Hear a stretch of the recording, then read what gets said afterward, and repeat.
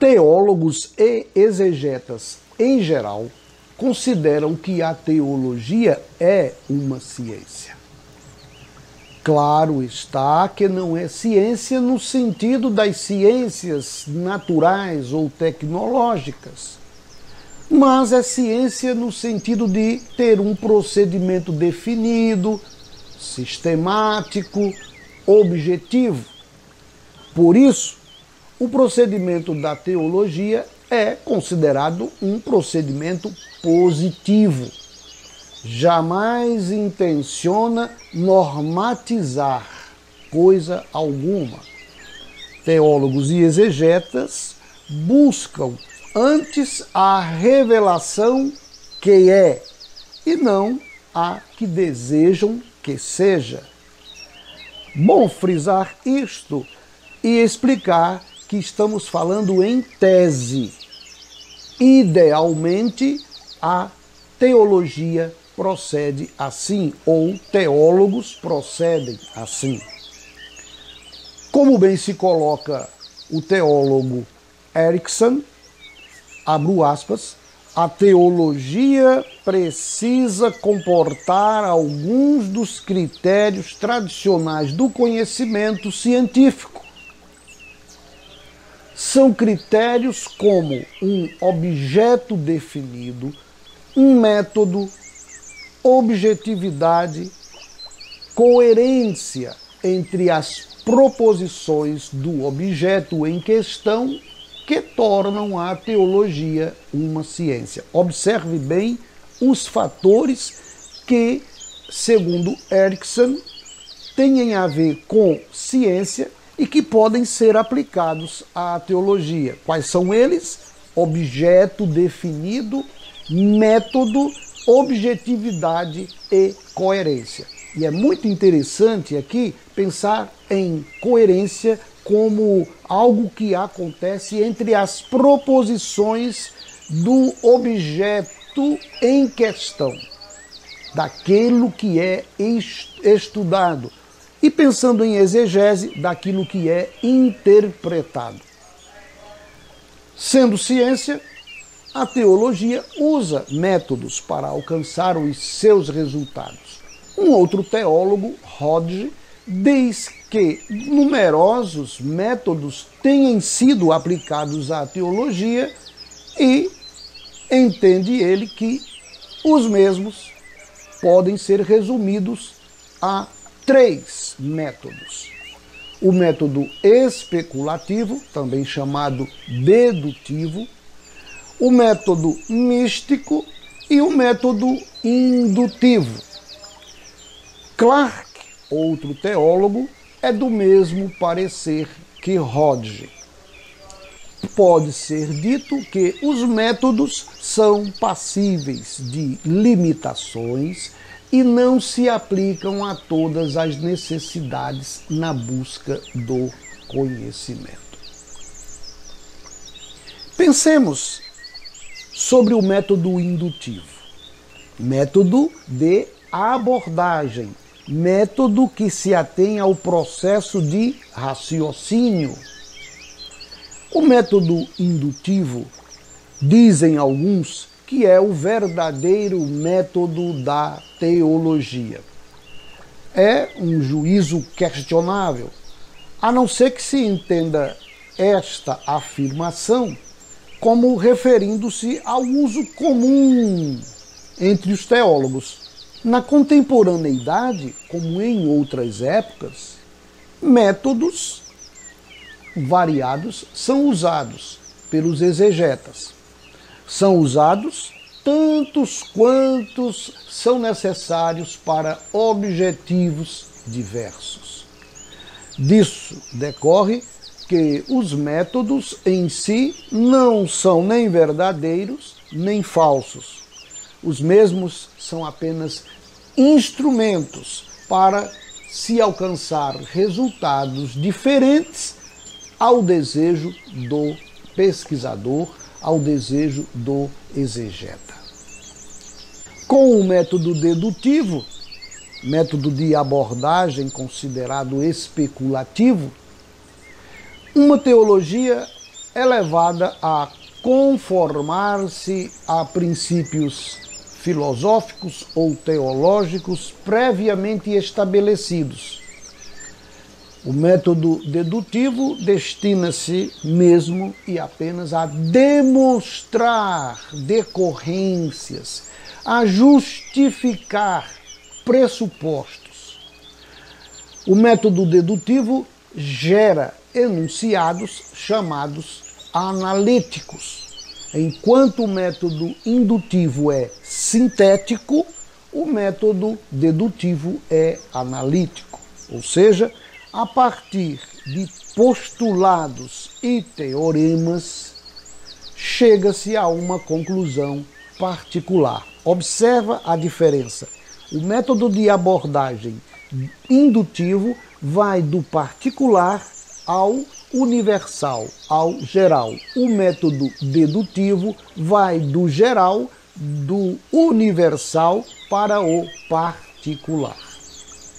Portanto, se uma teologia tem como princípio diretor o teísmo ou o deísmo, quem sabe o panteísmo ou o racionalismo, qualquer outro ismo filosófico, teológico, poderá fazer com que suas conclusões particulares conformem-se a um daqueles ismos ou visões de mundo.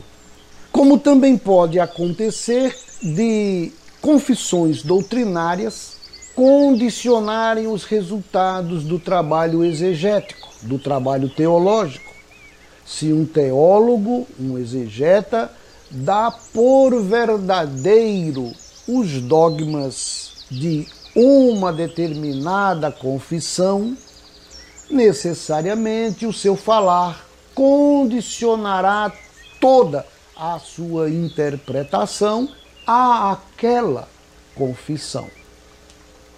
Libânio, em sua introdução à teologia, diz que teologia dedutiva é uma teologia de cima.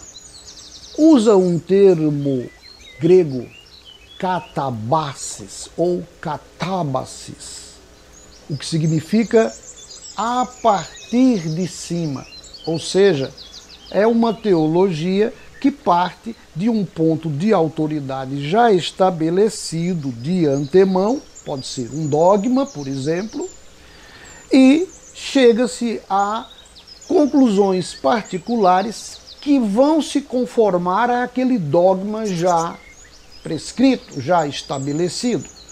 Na Idade Média, o exemplo que temos de um teólogo espetacular é Tomás de Aquino. O doutor Aquinense diz: uma vez que bem é tudo que é apetecível, e uma vez que a cada natureza apetece seu ser e sua perfeição, cumpre dizer que o ser e a perfeição de qualquer natureza são essencialmente bem. Portanto, não pode acontecer que mal signifique algum ser, alguma forma ou natureza. Conclui-se, pois, que significa apenas a ausência do bem. Tomás de Aquino diz isto no segundo tomo de sua Suma Teológica. O raciocínio tomista é silogístico. O silogismo é uma forma de argumento dedutivo ou de raciocínio dedutivo. Tomás de Aquino parte de uma afirmação universal, um princípio filosófico previamente estabelecido, e ele disse: o ser e a perfeição de qualquer natureza são essencialmente bem. Essa é a premissa maior do argumento silogístico, do argumento dedutivo silogístico. Em seguida, Tomás de Aquino estabeleceu uma afirmação de natureza filosófica, uma premissa menor.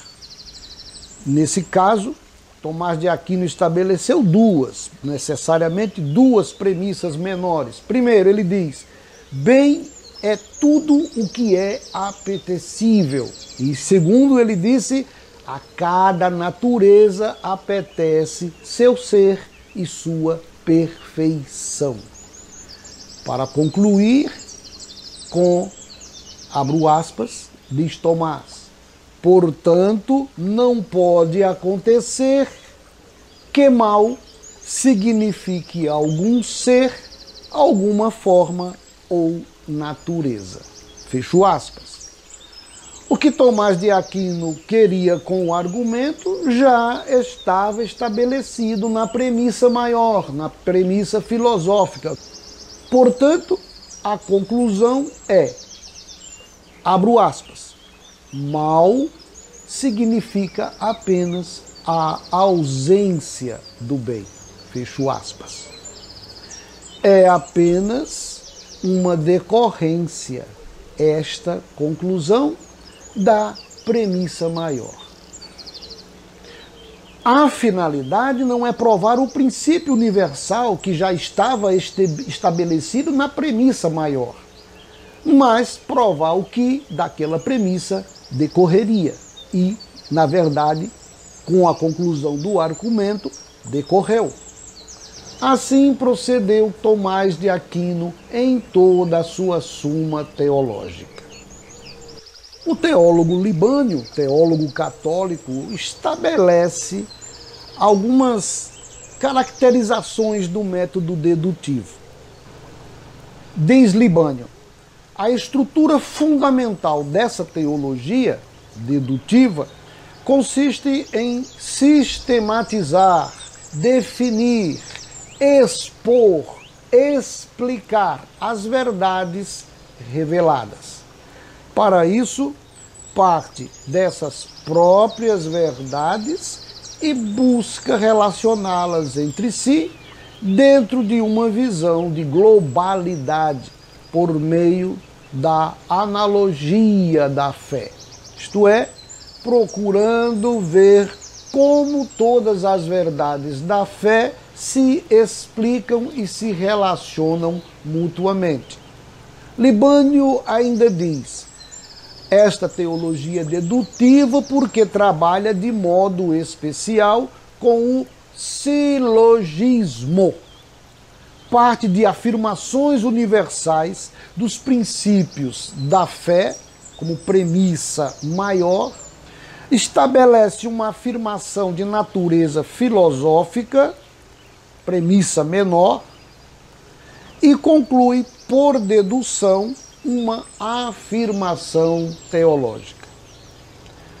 Por exemplo, Jesus é verdadeiro homem. Essa é a premissa maior, afirmada no Concílio de Calcedônia. Ora, um verdadeiro homem tem liberdade e consciência humana. Essa é uma premissa menor e é uma premissa filosófica, considerada como verdade. Logo, Jesus tem uma liberdade e uma consciência humana. A finalidade não é provar o princípio da fé, mas o que dele decorre.